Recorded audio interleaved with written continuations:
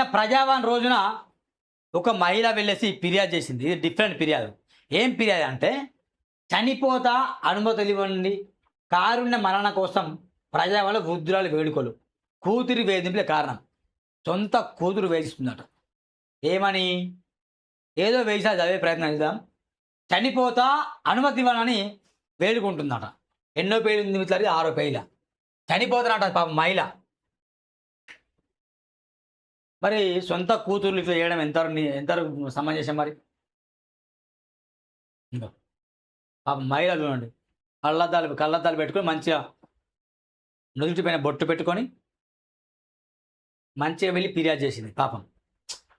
చనిపోవడానికి అనుమతి ఇవ్వాలంటూ 80 ఏళ్ల వృద్ధురాలు సోమవారం జగిత్యాల ప్రజావాణిలో అధికారం వేడుకుంది. కోడిమాల్య మండలం కోనాపూర్ గ్రామం చెందిన ఎండ్రికాయల గంగవ్వ కారుణ్య మరణానికి అనుమతి కోవడం చర్చనీయాంశమైంది.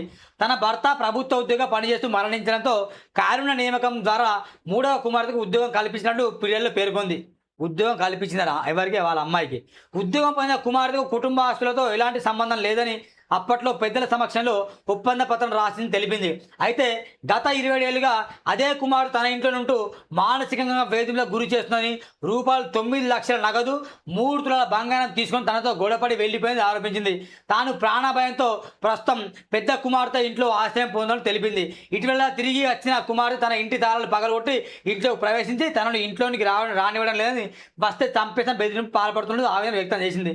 పోలీస్ స్టేషన్లో ఆర్డీఓ కార్యాలయం చుట్టూ న్యాయంగా తిరిగి అలసిపోయానని, వృద్ధాప్యంలో బీపీ, షుగర్ వంటి దీర్ఘకాలిక వ్యాధితో బాధపడుతున్న తనకు ఇక జీవించే ఆశ లేదని తెలిపింది. దీంతో తనకు కారుణ్య మరణానికి అనుమతి ఇవ్వాలని అధికారులు వేడుకుంది. అంటే పెద్ద కుమార్తె ఇంట్లో ఉంటుందంటే చిన్న కుమార్తె అంటే గమనించండి, ఇక్కడ ఏముందంటే పెద్ద గత 27 ఏళ్ళుగా అదే కుమార్తె తన ఇంట్లో ఉంటుందట. ఏ కుమార్తె? బహుశా కుమార్తె తనకు పుట్టలేదేమో బహుశా. ఇక్కడ క్లియర్ అదే చెప్తుంది కదా. తన భర్త ప్రభుత్వ ఉద్యోగం పనిచేస్తూ మరణించడంతో కారుణ్య నియామకం ద్వారా 3వ కుమార్తెకు ఉద్యోగం కల్పించిందట. ఉద్యోగం పొందిన కుమార్తెకు కుటుంబాలతో ఎలాంటి సంబంధం లేదట. దీన్ని బట్టి అర్థం చేసుకోండి ఎలాంటి కుమార్తెనో. ఓకేనా? అయితే ఆర్డీఓ కార్యాలయం చుట్టూ, పోలీస్ స్టేషన్ల చుట్టూ, ఎంఆర్ఓ కార్యాలయం చుట్టూ తిరిగి పాపం కాళ్ళు వాసిపోయినాయి. ఆమెకు న్యాయం జరగలేదు. ఇక నేను చనిపోతా, నాకు బీపీ, షుగర్ ఎక్కువ ఉందని చెప్పేసి మరణించే అధికారం ఇవ్వని వేడుకుంటున్నాడు. ఇది ఇట్లా ఉంది వ్యవస్థ. ఏం చెప్పాలి?